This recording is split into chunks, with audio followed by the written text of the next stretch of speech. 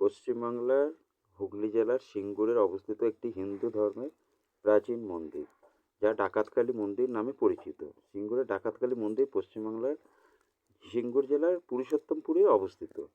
এই কালী মন্দিরটি ভালো জাগ্রত। সিঙ্গুরে ডাকাতকালী মন্দিরের প্রতিষ্ঠা কাল সম্বন্ধে বিভিন্ন লোককথা আছে। এই মন্দিরে ডাকাত সনাতন বাগদি বা গগন ডাকাত বা রঘু ডাকাত নির্মাণ করেছিলেন, তা নিয়ে একটা বিতর্ক রয়েছে।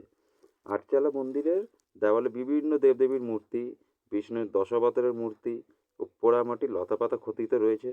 মন্দিরের গর্ভগৃহে প্রায় 9 ফুট উচ্চ বিগ্রহ আছে। এই মন্দিরে কালী মূর্তিটি সিদ্ধেশ্বরী নামে বিখ্যাত এবং খুব জাগ্রত। এই প্রাচীন কালী মন্দিরটি প্রতিষ্ঠা নিয়ে বহু গল্প ছড়িয়ে আছে। রঘু ডাকাত, গগন ডাকাত বা সনাতন বাগদি স্থাপন করা নিয়ে একটা গল্প রচিত আছে। এই মন্দির ছিল না, তখন অতীতে গভীর জঙ্গল ছিল। অসুস্থ রামকৃষ্ণ পরমহংস দেবকে দেখতে যাওয়ার পথে মা সারদা দেবীকে এই স্থানে 2 ডাকাত আটক করেন এবং স্বয়ং মা কালীর দেখা পান।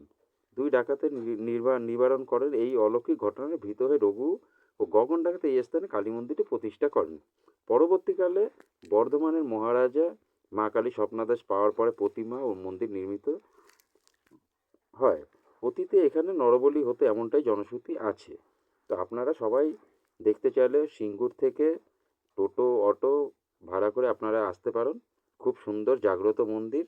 আপনারা এখানে আসুন এবং মায়ের দর্শন করুন। আপনারা আসলে মন শান্তি